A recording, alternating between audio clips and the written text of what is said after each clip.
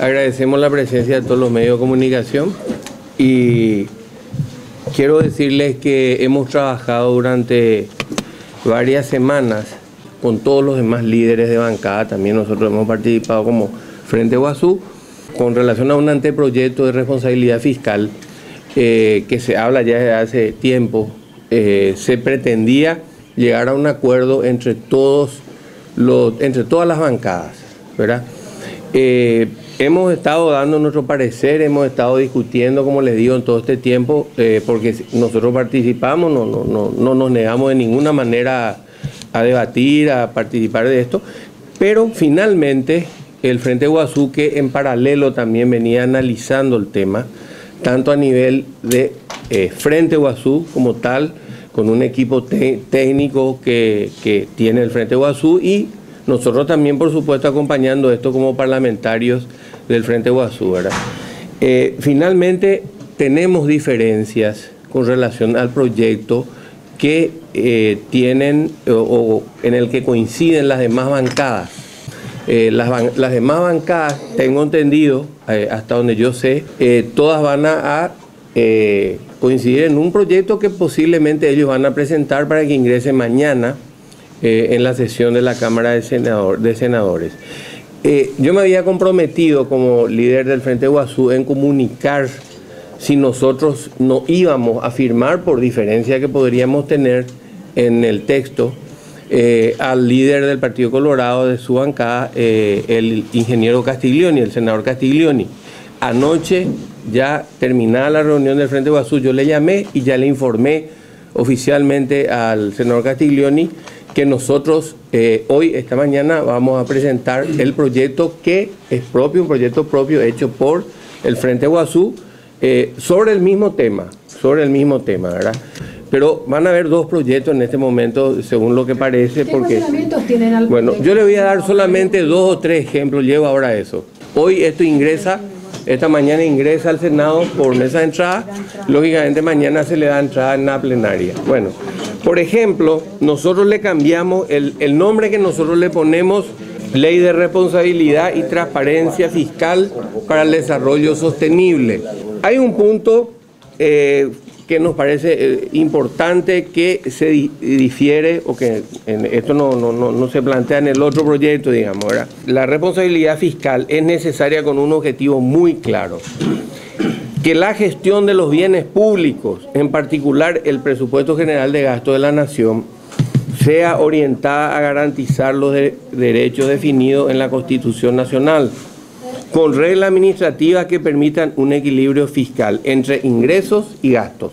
Ese es un punto fundamental para nosotros, ¿verdad? Otro planteo fundamental: la responsabilidad fiscal del Estado es gestionar para menos desigualdad. O sea, para que haya menos desigualdad de la desigualdad que ustedes ya saben que existe en nuestro país, ¿verdad? Y no para una mayor concentración de la riqueza. Eso es justamente lo que queremos que no ocurra, que se concentre la riqueza, ¿verdad? Y que haya una menor desigualdad, ¿verdad? Otro punto, para esto que le estoy mencionando, que estoy diciendo, tenemos que garantizar que hayan ingresos suficientes y no solamente topear los gastos. O sea, que hayan ingresos suficientes y no solamente ponerle un tope a los gastos, ¿verdad? Cuando Paraguay tiene una presión tributaria, ustedes saben que es la más baja de la región, de alrededor de un 12% nomás, cuando en otros lugares, en otros países, acá de la región, de nuestra región, está por los 18%, está por los 24%, incluso en algunos otros países. Primero, debemos preocuparnos de aumentar ingresos para luego priorizar los gastos. ¿Por qué no plantearse impuestos a los que más tienen o los que más ingresos tienen? Como por ejemplo el impuesto a la exportación de los granos en estado natural, el impuesto a la exportación de la soja, que eso va a producir mayores ingresos al Estado. Y a su vez eso permite gastar más, sin producir déficit. Otro, nosotros lo que queremos es preocuparnos más bien en aumentar los ingresos, ¿verdad? Y luego priorizar los gastos. O sea, no topear y decir, bueno, no tenemos más ingresos y ponerle tope sobre todo a los proyectos sociales, No, al contrario, nosotros queremos subir los ingresos y ahí priorizar los gastos. Por otro lado, limitar el déficit fiscal a 3%, por un lado en la cuenta corriente y por otro lado, o sea, en el gasto corriente, 3%, y por otro lado planteamos prioridades y pisos de gasto mínimo en el gasto social. O sea, déficit fiscal, limitar el déficit fiscal a 3%. Y prioridades y poner pisos de gasto. Esto es muy importante para nosotros en temas que tienen que ver con el gasto social, la inversión social. Salud, educación, vivienda, niñez, entre otros temas. Le doy el último ejemplo, después para que ustedes hagan preguntas. Indicadores de gestión de los gastos corrientes son tanto económicos como sociales y de nivel de distribución de la riqueza. No solamente indicadores económicos, nosotros también queremos indicadores sociales y de nivel de distribución de la riqueza. No podemos pensar en aplicar reglas de austeridad anticrisis, ¿verdad? Cuando tenemos un Producto Interno Bruto alto y una producción agrícola récord. O sea, para nosotros no es suficiente tener unos indicadores económicos que nos digan, bueno, tenemos tal y tal, tales y tales cifras económicas. Nosotros creemos que también hay que tener en cuenta los indicadores sociales y sobre todo el tema de distribución de la riqueza. Vuelvo a decirle para terminar, en algunos puntos coincidimos, en otros puntos no. Hay un tema, por ejemplo, para terminar, constitucional, en el artículo 7º del proyecto que ellos presentan, no sé si sigue siendo el número 7, pero es un artículo que plantea, por ejemplo, decir que no va a haber ningún incremento del sueldo mínimo, del salario. Bueno, ese es en el borrador que estábamos trabajando con la otra bancada, era el artículo 7º, inciso 3 o C, el tercero, digamos, inciso 3. Bueno, eso para nosotros es inconstitucional. No pueden a nosotros, Congreso, decirnos, bueno, ustedes no pueden absolutamente mover, por ejemplo, el salario. No pueden ustedes tocar el salario. Eso también nosotros sacamos del proyecto. Sin embargo, en el proyecto firmado por la otra bancada permanece eso. Para nosotros eso, entre otros temas, ese tema es inconstitucional. Entonces, con esto yo cierro, es una síntesis. Tenemos la mejor buena predisposición para terminar. Yo le aclaré al ingeniero Castiglioni, al líder de la bancada colorada, y él también aseveró esto, me consintió, que no es que aquí se busque poner palos en la rueda ni trabar. Aquí lo que se quiere es debatir. Tenemos posiciones diferentes en varios temas, en otros coincidimos, pero estamos abiertos al debate. Ahora, lo que no podemos hacer es uniformar los criterios porque evidentemente hay diferencias, pero eso no es nada malo, porque se va a debatir aquí dentro del Senado a partir de hoy que entran los proyectos. El nuestro ya entra hoy y tendremos después debate en comisiones y en plenaria.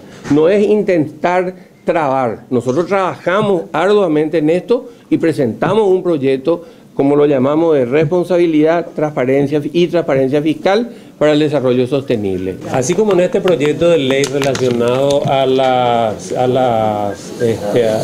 responsabilidad fiscal, buscamos una relación entre una sociedad que crece en su Producto Interno Bruto, que genera mayores riquezas, eso se refleje también en lo que hace al gasto social y al gasto de lo que hace al Estado en general, buscando superar esa contradicción que se quiere establecer entre una sociedad que crece económicamente y que sin embargo pretende administrar un Estado raquítico. Así también desde el punto de vista de esta segunda ley de fomento a la infraestructura de la participación pública-privada, queremos contribuir fuertemente a un sano equilibrio entre lo público y lo no público, entre ellos lo privado. Entendemos de que cada vez tienen que desarrollarse mecanismos más adecuados, siempre en salvaguarda del interés general, del interés de todos los compatriotas entre diferentes ámbitos que hacen al ámbito público y al ámbito privado. Y en ese sentido tenemos una serie de críticas y vamos a presentar unas modificaciones en lo que hace a la ley de fomento de la infraestructura de la participación pública-privada. En ese sentido, creemos de que esta es una ley que, así como está actualmente redactada, establece un cheque en blanco para el Ejecutivo. A partir de ahí, el Congreso ya no intervendrá en lo que hace al otorgamiento de concesiones como establece la Constitución Nacional. Por otro lado, hay una peligrosísima pérdida de soberanía judicial cuanto que el arbitraje se deja en manos imprecisas de ámbitos internacionales que siempre son fundamentalmente favorables al sector, son desfavorables al sector público en antecedentes, en historias que se han dado. Finalmente no finalmente, sino otro de los puntos importantes es de que no solamente se habla de infraestructura, sino que todo se puede privatizar. Hay un límite muy impreciso, hay límites muy imprecisos, y esto finalmente habilita a privatizar transporte, energía eléctrica, infraestructura social urbana, e incluye todo, elaboración de construcción, de proyectos, o sea, no tiene ninguna limitación, y aquello que se pretende establecer como límites son extraordinariamente imprecisos. Por otro lado, el Estado cede su patrimonio por 30 años, prorrogable a 10 años más. El Estado asume todos los riesgos, en tanto que el sector privado, prácticamente, o el sector no público, para ser más específico, el sector no público tiene cero responsabilidad en cuanto a riesgos, en cuanto a problemas que puedan surgir con las inversiones. O sea que el privado arriesga prácticamente nada. Por otro lado, se van a ver sobrecostos para los usuarios. Hay un 10% de aportes extras hacia el iniciador privado, y por otro lado se avanza hacia fondos fiduciarios con 2% de todas las explotaciones, fondos fiduciarios que hoy están muy claramente cuestionados por la experiencia negativa que se ha dado en otros lados. Y finalmente, el Estado paraguayo tiene otras alternativas para el financiamiento. La ley y las modificaciones que nosotros vamos a plantear tienden a lograr un equilibrio entre los intereses públicos y los no públicos, pero siempre atendiendo fundamentalmente a los intereses del conjunto de la sociedad, y no priorizando al interés particular, al interés privado, al negocio particular, al negocio privado, por encima de lo que conviene a la sociedad en su conjunto. Y por otro lado también modificaciones que vamos a hacer que tienden a salvaguardar el patrimonio del Estado, el patrimonio de la sociedad en su conjunto, sin dejar de lado las posibilidades de abrir canales, compuertas y ámbitos racionales, planificados, de cooperación público-privada en beneficio del conjunto de la población.